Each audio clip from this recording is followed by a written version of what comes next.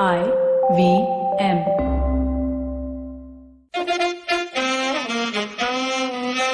कृपया ध्यान दीजिए, the language used on the podcast may not be fit for consumption. We warn you, tread carefully. But listen yaar, don't be so conservative.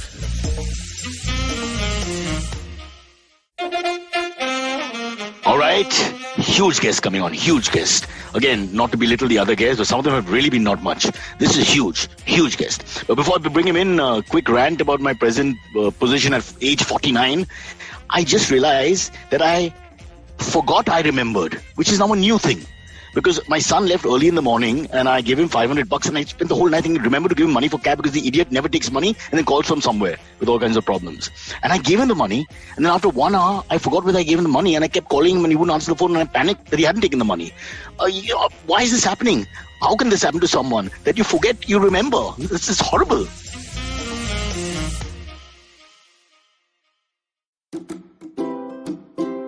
जिंदगी diaries के पन्नों में कुछ पुरानी यादें, समुंदर किनारे झूमते दरख्त, जवान दिल की धड़कनें और अनजान मुलाकातें हैं। तो आइए खोलिए मेरे साथ जिंदगी डायरी के पन्ने और साथ ही खुलकर जीते हैं जिंदगी। आप सुन सकते हैं जिंदगी डायरीज IVM पॉडकास्ट ऐप या वेबसाइट पर या जहां कहीं से भी आप अपने पॉडकास्ट सुनते हो। Atish is here. Atish Taseer, no less. Liberation of the world is at his doorstep. And let's just say that his political views are very close to our own. So lovely to have him here. Strange though, apparently the OCI was rejected by our government. Is that correct?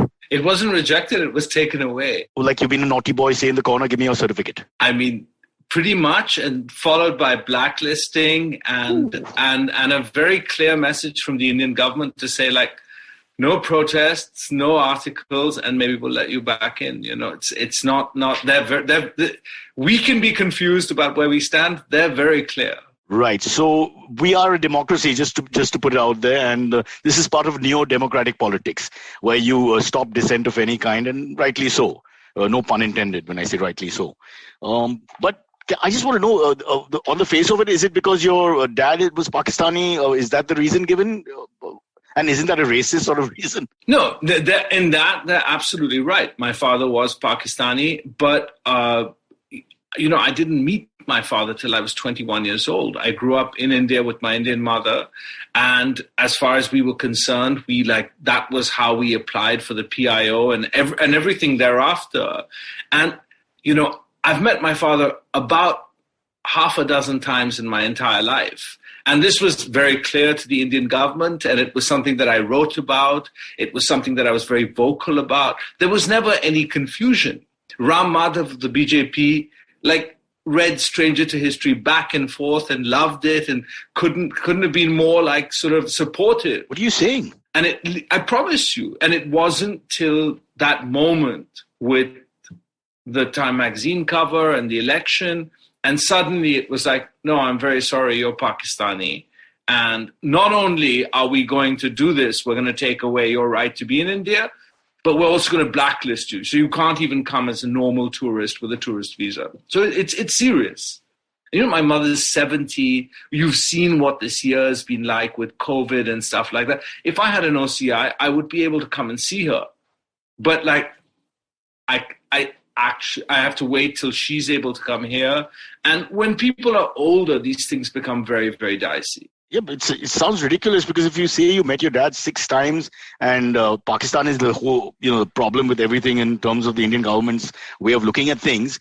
The strange part is, what about cricketers who have toured Pakistan 3 or 4 times? And they should also revoke their citizenship because they've sort of, been there about the same amount of times, probably spent more time on Pakistani soil, eaten more Pakistani food, interacted with more Pakistani people. Certainly. I remember with being with Barkha and saying I was like, I think you've been to Pakistan more times than I have. Exactly. And has certainly voiced more affection for Pakistan than I have. And she's on the list, though, from what I gather.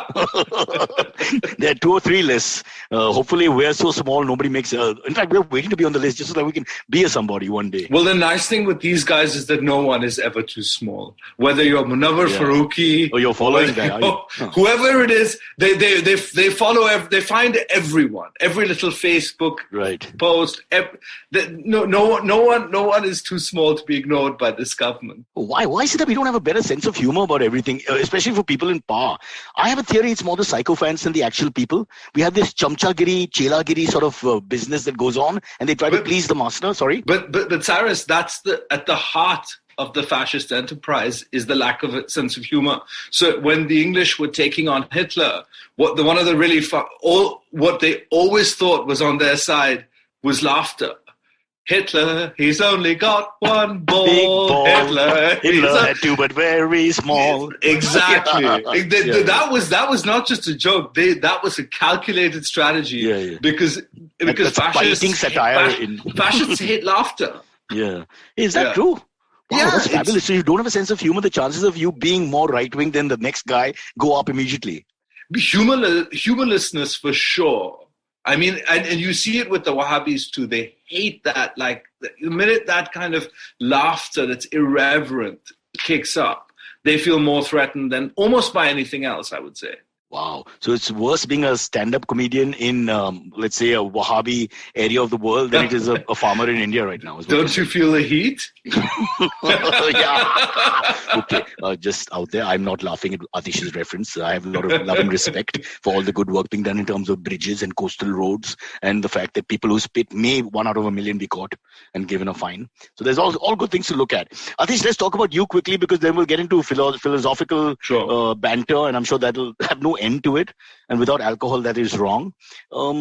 Everybody knows who you are. Your writing speaks for itself, but there's this one book called Freedom, is it? A collection of writers from India? Yes, this is a book that's a compilation. It's called Our Freedoms, and it's published by Juggernaut, by Chiki Sarkar, and it's a number I met Chiki. Very classy lady. Yeah. Very classy. Sorry, just want to show off, yeah. typical Indian guy. Your name dropping is all part of the... I was hoping you'd go with the single name. That's not an Indian disease. Is it? Okay, as a friend of mine always goes, she's like, what was that? What's that? Did I just see a name fall? Yeah. No, I love the ones who do it best. Take the first name. And everyone is not Elvis who's named by the first name is enough. Oh, yeah. But they will just say, so you know Rahul. Right. It's like that. Yeah. No. I just love that first name familiarity. Yeah, no. Sorry. Chiki Sarkar came and so she's done this. It's a kind of compilation of different Indian writers writing on the same theme, and it's called Our Freedoms. And that's basically what's happening right now. Okay, and that's compilation, but is there anything coming out now? Because you spent 1 year in lockdown, and the last book was 2020. Yeah, I'm writing erotic fiction. To be safe? Or will that be banned as well? Well, you don't know, but I thought I'd try a different line. Yeah, why not? Clearly the political thing hasn't worked out for me. So in the old days, sex was the political scandal in a sense. Now your political viewpoint is like sex for the conservatives. Yeah, wow. So isn't it odd that you're celebrated in certain parts of the world and then you have to watch your footprint in any other part of the world? Are you always like watching your back because of that, and you have the trolls out there and people, because you're going to get lots of love and lots of hate all the time, it seems. Yeah, not that much love. Really? I thought you're quite the bastion for the enlightened. The enlightened, it's like civil society in Pakistan. You can have them all to dinner in one evening. So it's a little bit like the love is. Okay, now you're going to be welcome back to India for the Pakistan bashing.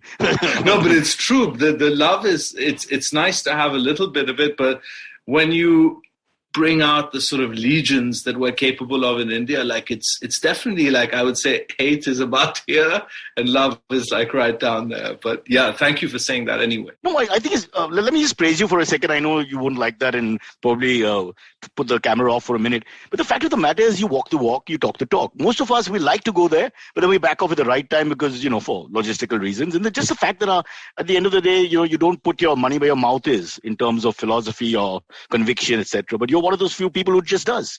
So that takes a certain strength. It may be because of your upbringing. It may also be, I just think that some people can do that. They have that spiritual quality about them where they can just take on things, like you say, with a sense of humor. Some people can't, and you are one of those people. That's very nice of you to say. Thank you, firstly. And or we're coming on to each other. I don't know if it's. I think that it's true in one respect, which is that a very, very early lesson for me about what it took to be a writer was this idea that writers don't lie.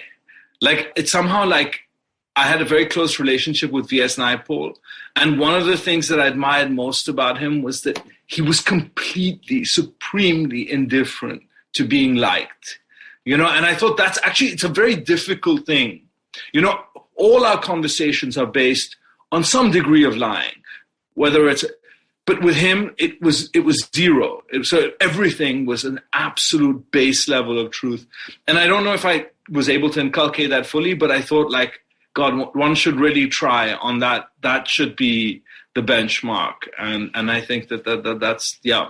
Now that you mentioned him, do you think, this is a very simplistic question, but since the gossips of the world are more interested in that, do you think he was, like, in a sense, anti-Indian, our skin color and our subcontinental type? No, it's so complicated because in a funny way, he's the hero of the Hindu right. So in many ways, he was not like, he had a huge, in a very unsentimental heart, he had a huge reserve of like love and affection for India.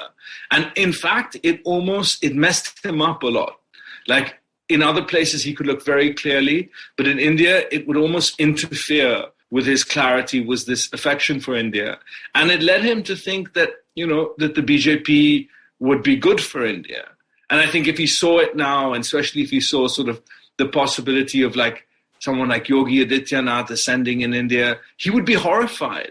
So India was almost a blind spot because he loved it so much. Now that you mentioned Indian politics, it's clear, obviously, the right is not your favorite, but does that mean you favor the Congress? Or no, my work hasn't really been about the Hindu right. It's always been a critique of the way that we lived in India, and it's not about Congress, but that world of the English-speaking Indian and the situation to power. Oh, you sound like Arnab. Be careful. Lutyens Delhi, bring them down. No, but I promise you, those were because I saw that world and coming from... You are from that world. Yeah, well, I am from that world. And also I had this extra experience with Pakistan. And I thought, if you see this situation, you know that it can't survive. They talk in this country, in the United States, about an imbalance between the elites and the heartland and all of that stuff. In India, it was completely off the charts. And so I sensed that some sort of revolution was going to come.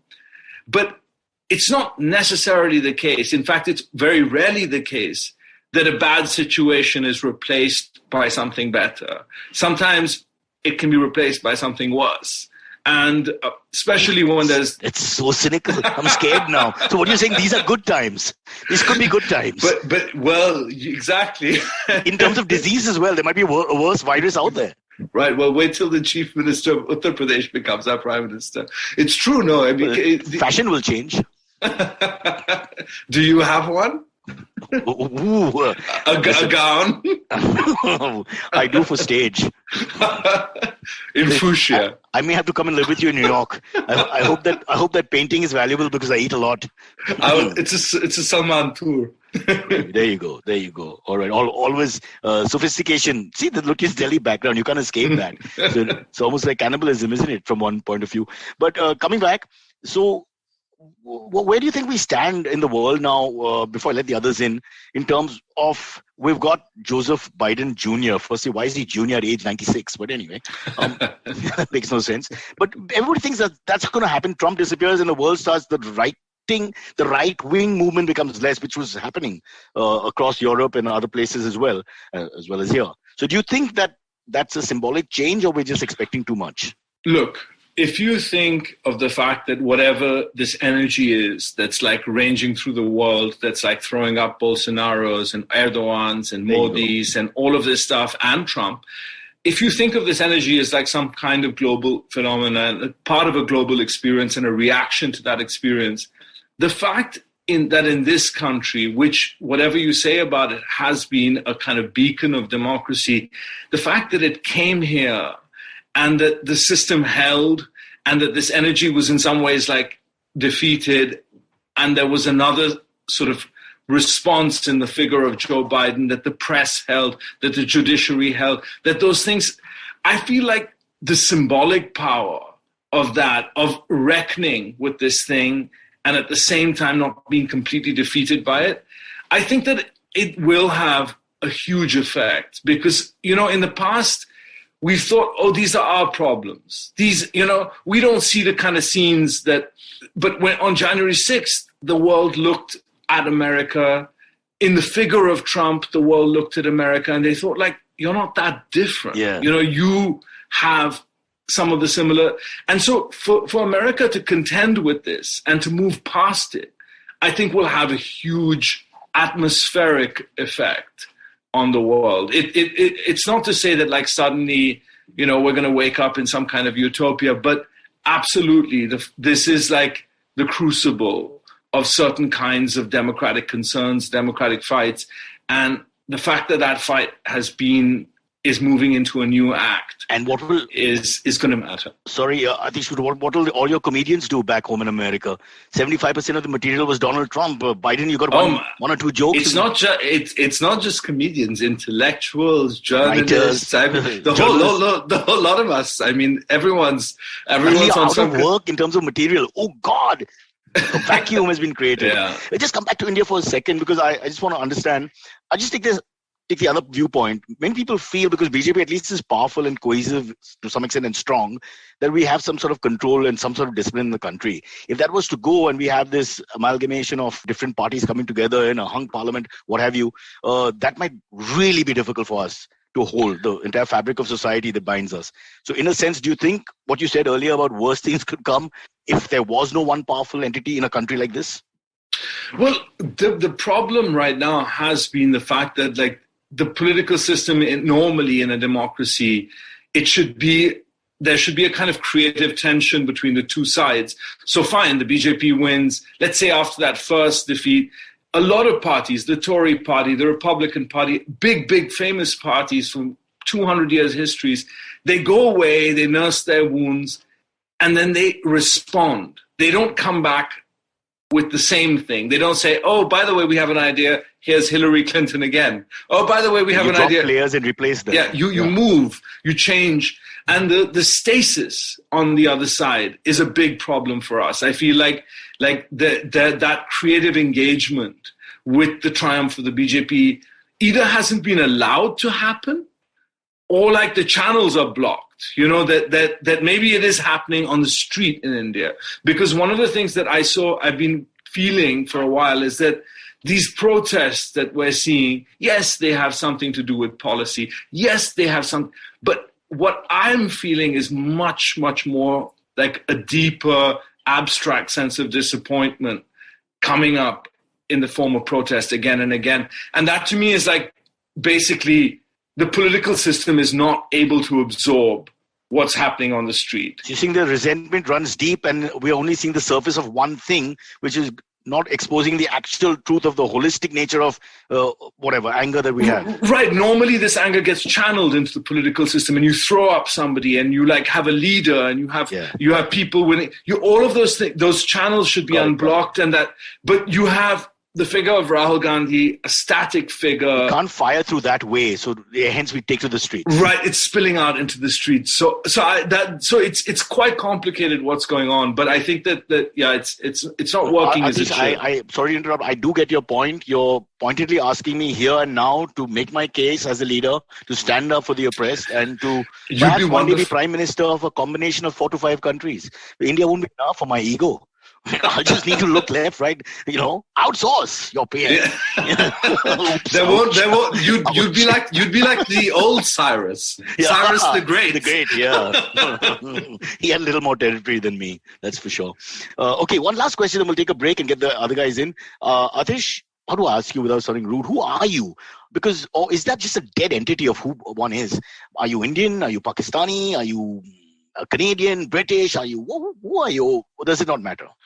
No, it does matter actually. Like, and I've never had that problem. People like feel that identity crisis. Yeah, it's never been a problem. Firstly, because on one side, if you look at it in a very simple way, my parents were both Punjabis, and there was like a very easy sense of being Punjabi. As culturally, that was very easy. You don't have to sell that, bro. I got that. Huh. And more importantly, like, I was deeply connected with India and will always continue to be.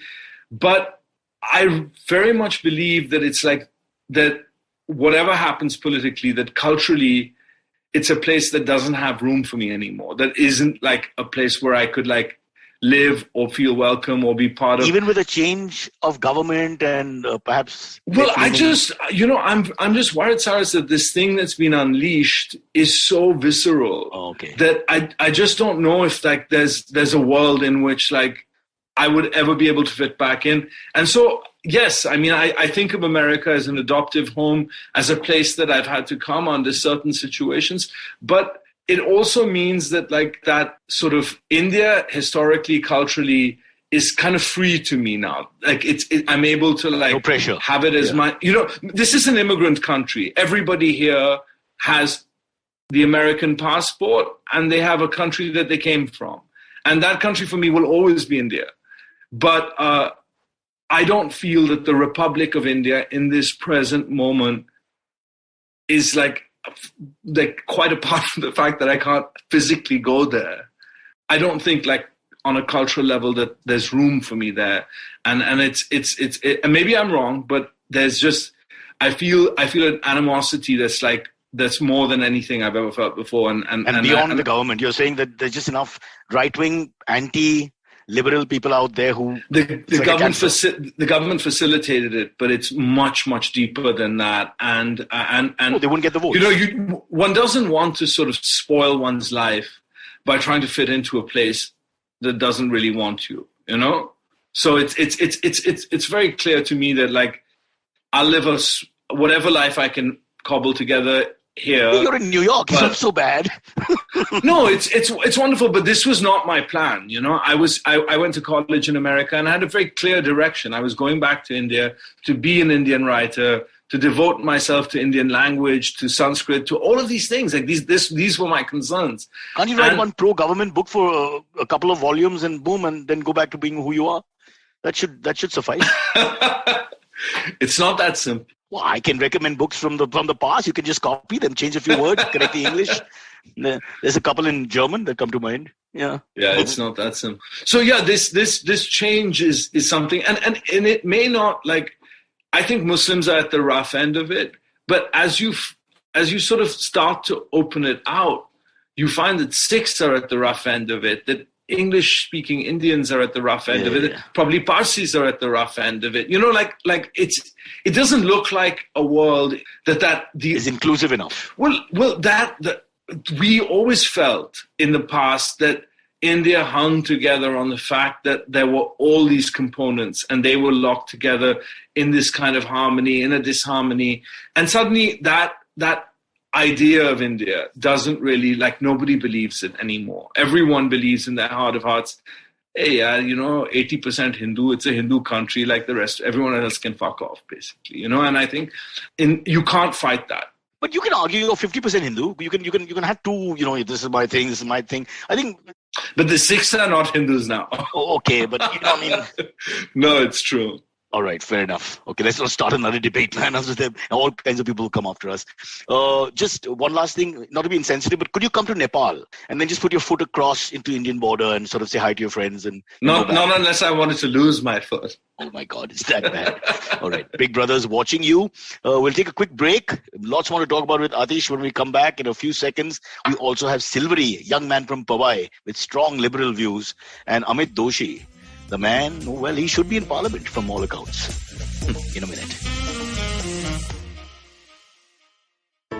Hello, everybody. Welcome to another great, awesome, amazing week on the IVM Podcast Network. If you're not following us on social media, please do. We're IVM Podcast on Twitter, Facebook, and Instagram. Would like to thank the sponsor on the network this week, Storytel and The Whole Truth Foods. We have a new show out this week, Candid Kannan with Siddharth Kannan. Sid K is a well-known RJ. He has an incredible show with some of the most amazing Bollywood celebrities. As part of the first week's episode, we're releasing 5 episodes at one time, so you can get your fill of Sid. You can hear him talk to Varun Dhawan, Anil Kapoor, Anurag Kashyap, Bhumi Pednekar, and a whole lot more. This week on the Edges and Sledges podcast with Varun DJ and Ashwin, hear them talk about the historic victory that India achieved at Gaba. Maruk Inayat had an amazing talk with Gul Panag. They spoke about the farmer protests and why Bollywood celebs are acting the way that they are. And finally, Shunya One is back this week. Sheila Aditya and me talked to Anirudh Singla from Pepper Content. We have a great lineup of guests coming up in the coming weeks, including Deepak Abbott, the co-founder of India Gold. Definitely check that out.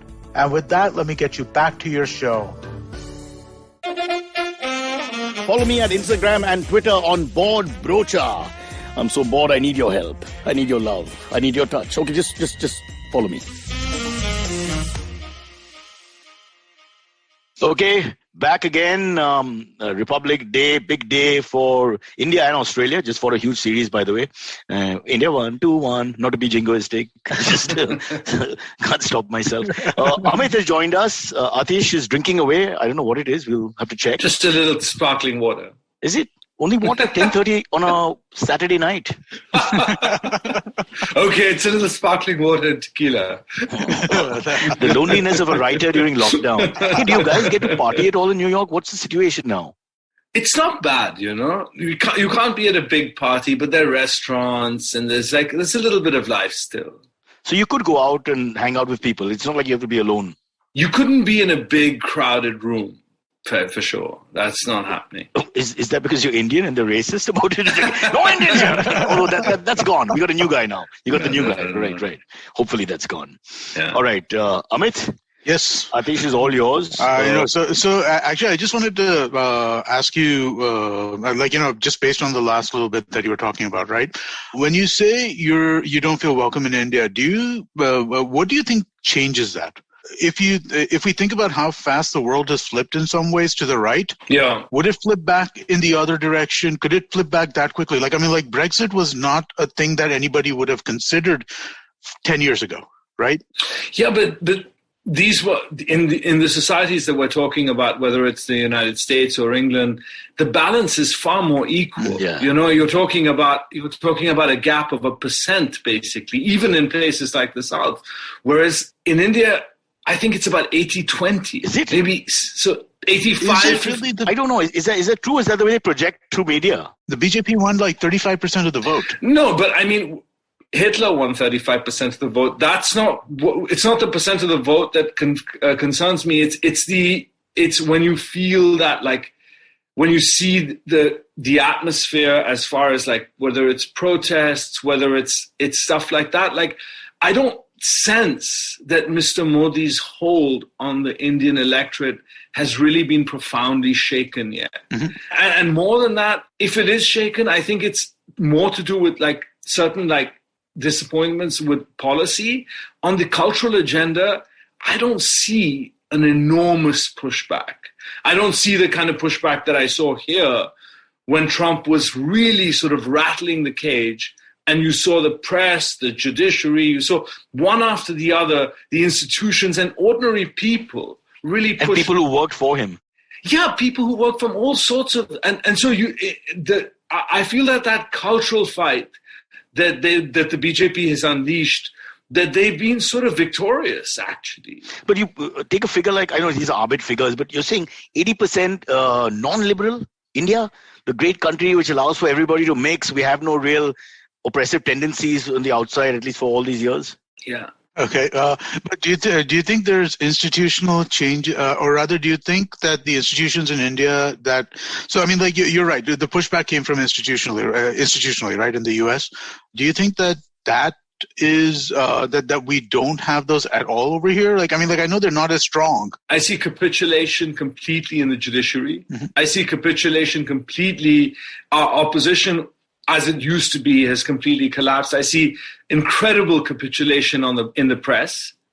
And so I guess one starts to look around and you think, where is the pushback? And now We saw the CAA protests. Mm-hmm. We saw these farmers' protests.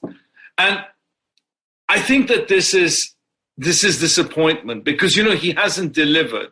Like Erdogan in the first years of the Erdogan regime, like Turkey was in flower. It was a period of economic prosperity, of growth, all of those things. That hasn't happened in India. So it's hard to know whether the reaction is not just that kind of discontent, or are they really making it? I don't know if there's any kind of symbolic statement against, like, Modi plans to change India in certain ways.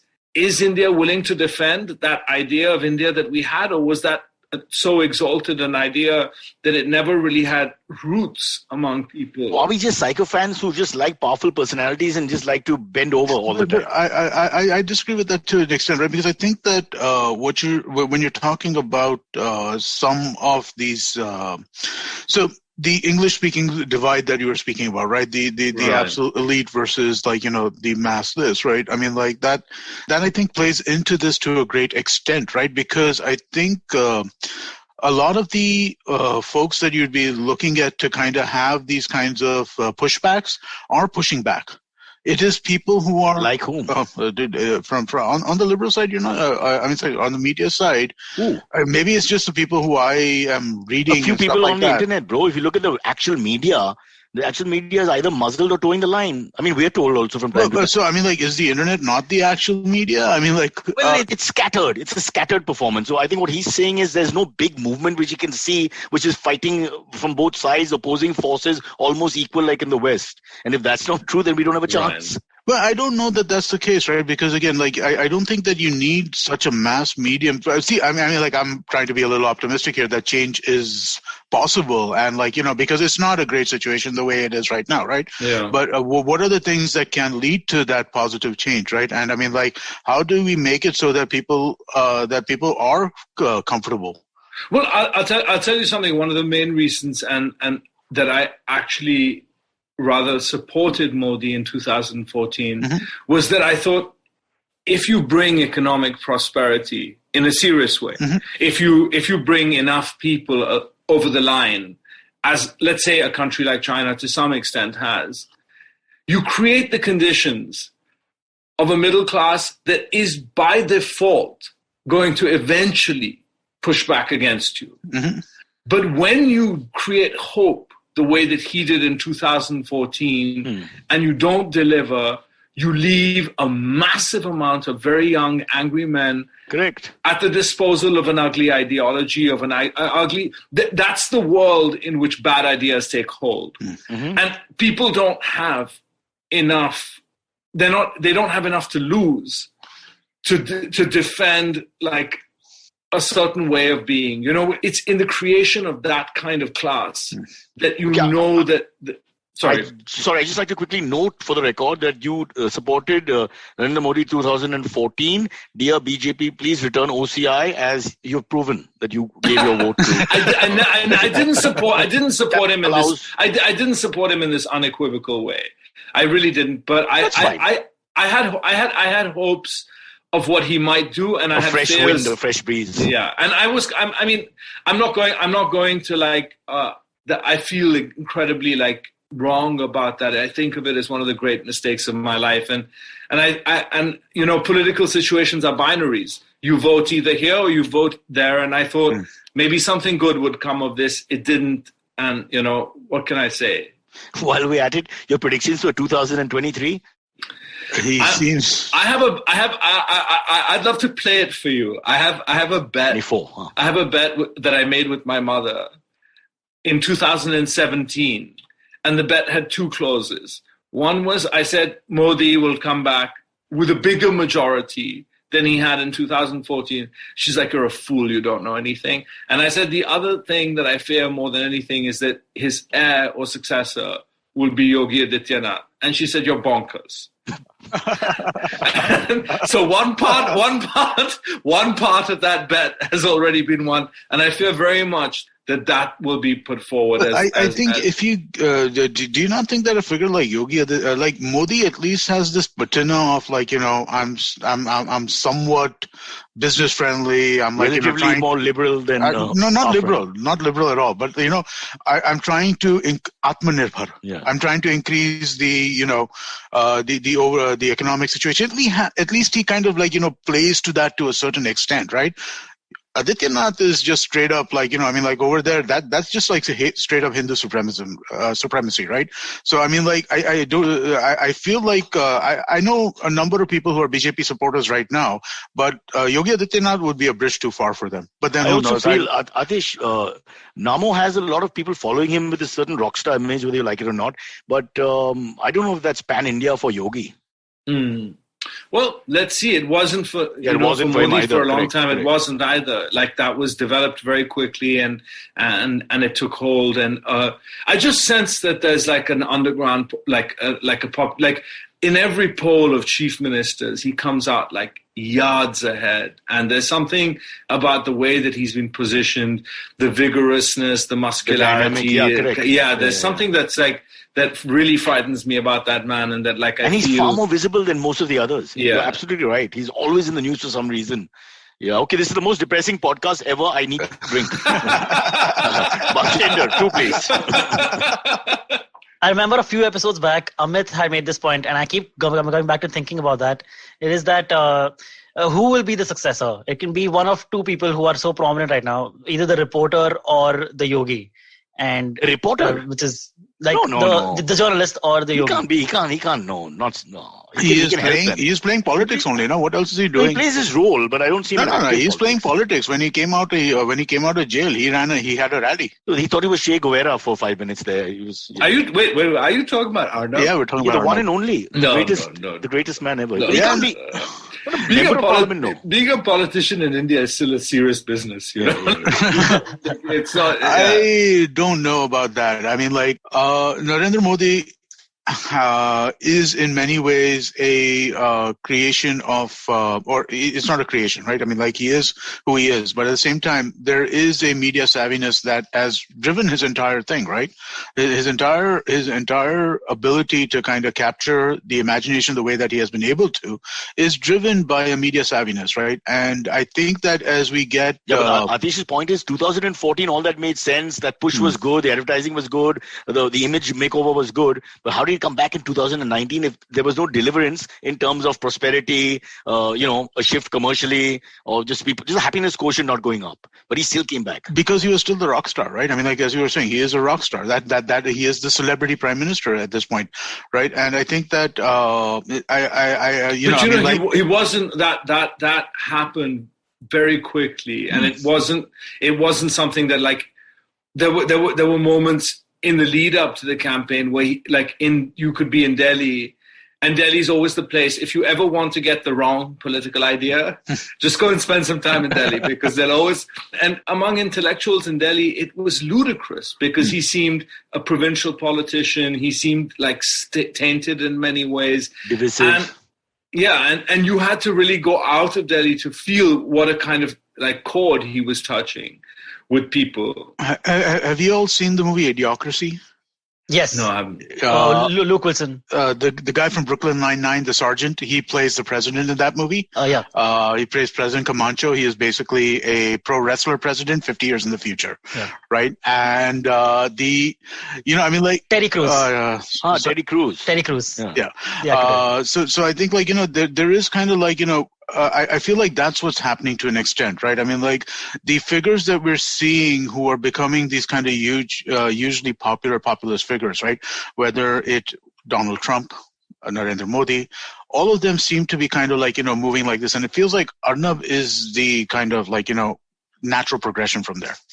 I mean, I don't agree with you. I think that in the end, Indian politics is still very, very gritty. He plays his role. And you have to have political realities. You have to have, like, one of Rahul's biggest problems is that he doesn't have that relationship with on the ground. Mm-hmm. And you can't be someone like Arnab and develop that relationship. Like, it doesn't. He's talking to them every day. Yeah, but he's talking still to a very small section. Like, to be a politician in India the way Yogi is or Modi is, you have an ability on the ground in the small kasbas and the small towns of Uttar Pradesh and Madhya Pradesh and places like that. Like, Arnab would never play like that. Like, he's still. He's happy being the kingmaker. Why would he change that? Because it's better to be the king than the kingmaker. I can't see him going to the pinnacle position, as Atish says. But shall we get on with the AMAs, guys? Yeah, of course. So sorry, one quick thing though. One quick thing to Amit's point. I would kind of agree with Amit because I think that India has this thing about celebrities, right? Like we pray to celebrities or we celebrate celebrities. Yeah, but we don't elect them. But Amitabh Bachchan didn't become prime minister. In the South, correct, maybe not prime some minister, extent, but they did get into politics. All these celebrities but have you politics. win an MP seat or something like that. You don't become prime minister. In fact, in a funny way, India is very serious like that. Yeah, like you do have to be a real politician in a real way. Like, you can't really be parachuted down. And then he's the head of the BJP. That seems odd. You know, that he would jump over so many senior figures and become the PM. I don't think. Yeah. Well, I think that's a problem that we just generally have around seniority and stuff like that. And that's by the way, us discussing the fact that the BJP has a very, very complex structure which is interlaced with the RSS. And it's not like you can't just come out as some sort of like television celebrity and take over like the structure of the BJP. It's a much. The RSS is not known for wearing ties. And he has that problem. So I think, I hope you're right, but I think that given the way that we're seeing institutional issues across all different kinds of institutions, I don't think political parties are going to be immune from that kind of thing. And I think that expediency, if they feel, the party feels that there is going to be, that Arnab brings certain things to the table, or anybody else for that matter, brings certain things to the table, I think we'll start seeing that like expediency play out in that. But think of it this way, there are advantages of Arnab. For one, Parliament will be replaced with panels, so less people, just 5 or 6 people at 10 people at a time. I think that makes sense. Yeah, and judgments will be delivered before. I think it will be very clear that the judgment is already delivered, and then we have the process of pretending to, go through everything. But I hope Atish is right, and I hope that this is like an absolute. Atish is safe in New York. No, because if it is Yogi Adityanath, at that point in time, we know this is one way or the other, right? Well, there's clarity. I think that's actually a very important moment because it may be in the offing. Like, I was in Turkey recently, and I'd been last in Turkey almost 20 years ago.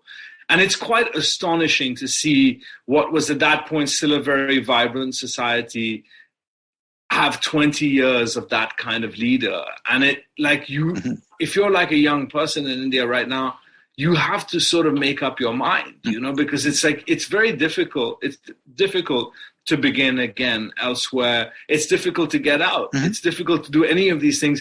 But I said to my mother, if Yogi is a serious contender for prime minister, you have to leave. I was like, this is like that moment when, it's 1979 in Iran and you can't be a fool. Or it's 1939 in Germany, you can't be a fool. If that kind of person is in the offing, you have to do whatever it takes and get out. It brings clarity. And all three that you mentioned had strange fashion choices. No disrespect to the Ayatollah's followers. But I was like, why? Sometimes that question would hit you, being an outsider. So should I take a Hindu name for safety, Atish, after the cynical program? Sai Ram comes to mind. Sai Ram, it would go so easily. Good for me. All right, and your fuchsia robes.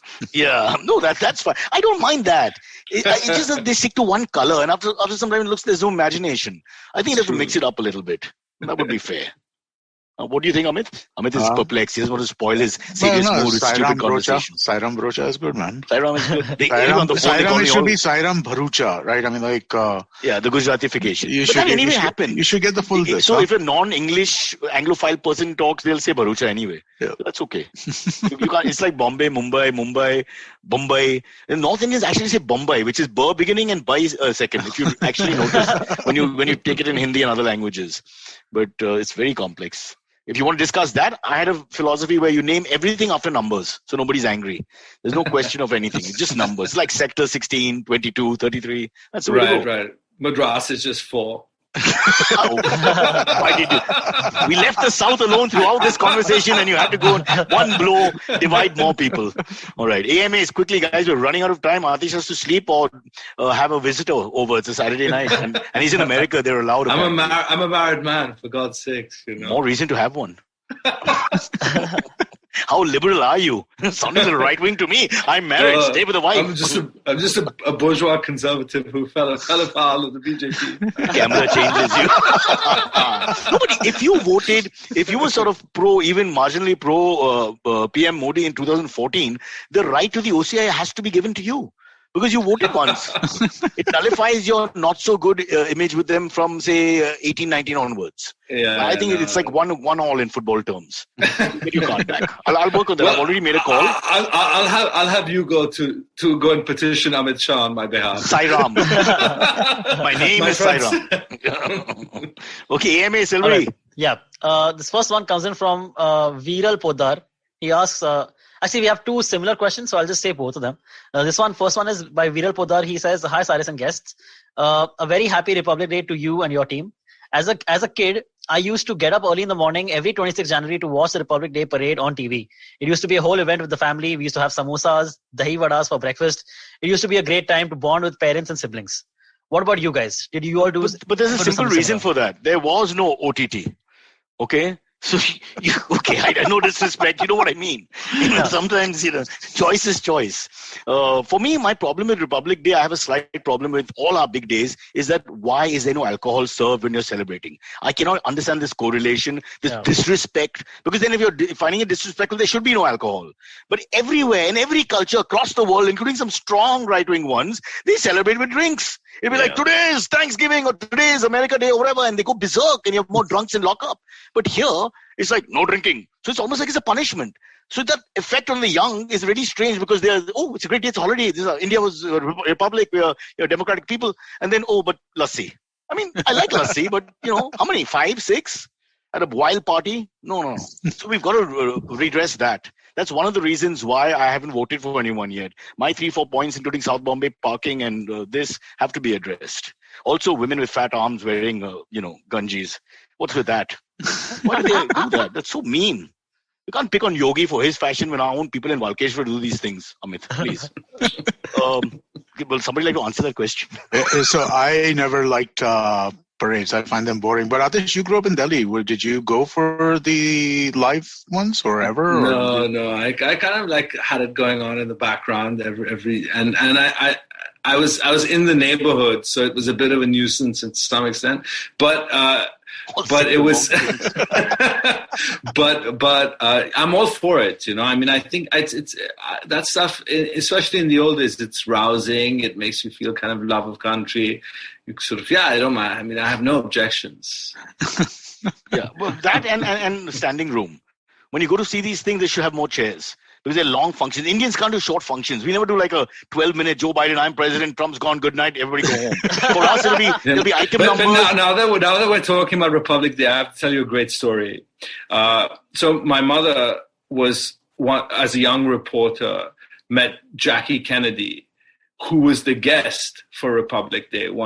This is 25, 30. But she had no political standing? Jackie Kennedy, no, she was there as I guess married, just having been like a first lady or something like that, and she was the guest. And my mother was like, "Oh no, it's terrible! All this, it's like a bunch of people in leotards doing calisthenics, like the Republic Day parade. Like I pay no attention."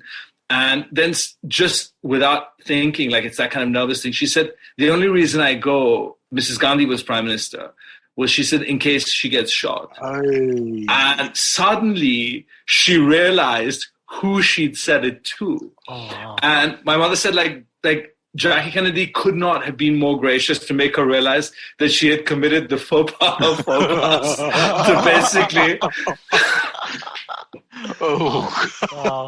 The question she should have asked is, were there two gunmen and did she see anybody else?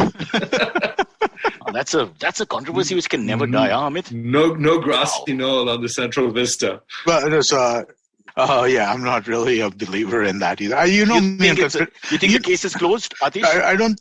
Okay. Lee Harvey Oswald, that's it? It's done. It was Ted Cruz's dad anyway. Okay, now India bashing is over. You're going to hit these guys. It's like you're a serial anti-national wherever you go. Well, he was involved though, right? Ted Cruz's father was involved in the Cuban Missile Crisis stuff. If I'm not mistaken, there was something there, wasn't there? No, I can't remember. He exactly. must have been involved, but not his father. There was some. I thought there was something there, and then Donald Trump said something about it at some point. I think it was a National Enquirer story. Oh, really. Okay, all right. Okay, never mind. I'm making shit up. Okay, what's next? Yeah, all right. Quick, last one. Come on. The similar one I talked about, if you can quickly talk about it, because we have one more good question after that, is Vivek Singh Rathod asks, hi Cyrus, Amit, Sylvie and guest, have you guys ever attended the Independence Day or Republic Days of other countries? And how do they stack up compared to us? Oh, why would you be on holiday and then say, okay, I don't know. Maybe if you're like there, unless maybe Amit stay there. I'm more a carnival person. Like I said, for me, the celebration has to have no rules. Actually, wait. I think I've been in France for the 14th of July. And it's kind of wonderful, actually. Yeah. That was the parade that Trump saw. And he's like, I want a parade like this. That was the root, and it's quite something. It's really fantastic. So you were the brown-skinned guy with a backpack standing outside the Bastille, talking exactly. into your earpiece. With a pressure cooker in my backpack. Ouch, stop. We've alienated everyone. We've got no one left now. Oops. Yeah. Okay, quick, last one. Cool. The last one comes in from Payal Tomar. You guys have already addressed this a bit, but maybe we should talk about it a little more. What similarities and differences do you see between the right wing in America versus the right wing in India? To me, it seems like they're both becoming more and more similar day to day, day by day. Atish handled that. I think it is the same. Atish? Yeah, I think the similarities are very real, both that sense of a heartland invaded by other people, this feeling that like if you don't sort of like support a kind of cultural icon in some way, you lose your country. There are two differences that I find very striking. One is that in India, it's interlaced with the history of foreign occupation. So it's the person who's like shouting down someone in New York doesn't see him as like the successor of Mughal rule and British rule and Macaulay's children and this Delhi South. Well in India, it's this generational issues. It's this deep historical like feeling that hum phir se ghulam hone wale. This is the very definition of goodness that you brought up. It runs deep and deep. Yeah, wow. And the other is what we already talked about, which is that I don't mind for that voice to come up, but I don't want it to be like a tidal wave that demolishes certain barriers of law, of institutions, of like a polity, because, then you're just swinging from side to side. Whereas, so we had in 2016 here, a complete clean sweep. And despite that, the American political reality was able to survive and in many ways get stronger. And what I feel in India is that it's more flattening. It's more of an inundation.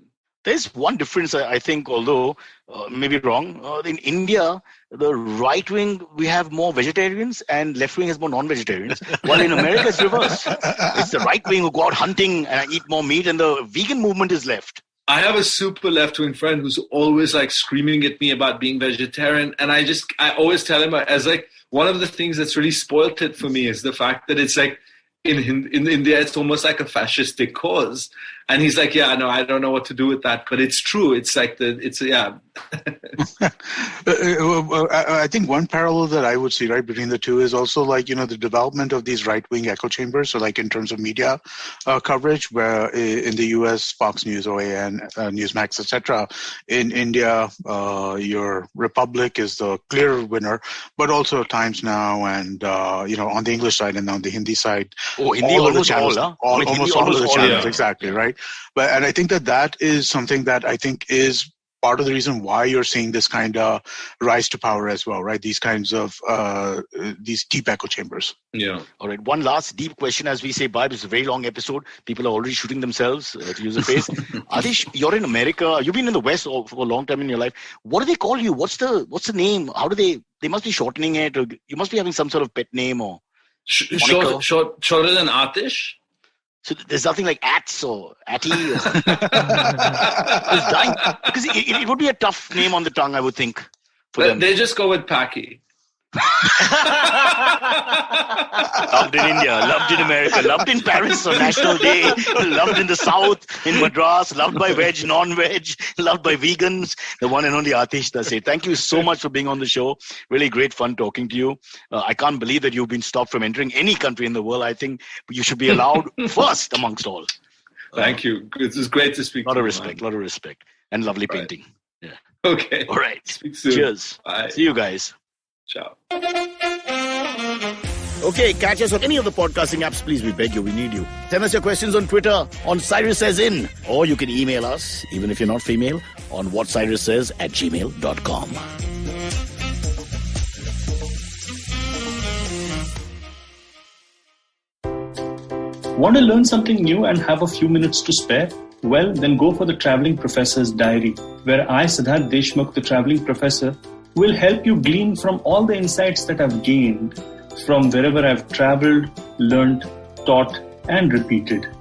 Join me every Tuesday and Thursday on the IVM Podcast website, app, or wherever you get your podcasts from. Hey, I'm Zarina, your peak performance coach, leadership coach, and life coach. And I'm here to unleash that power within you with your weekly dose of mantras and empowerment. Tune in to Monday Mantras every Monday for your quick fix, and the Empowering Series with Zarina Poonawalla every Thursday for riveting real-life stories. You can catch us on the IVM Podcast website, app, or wherever you get your podcasts from.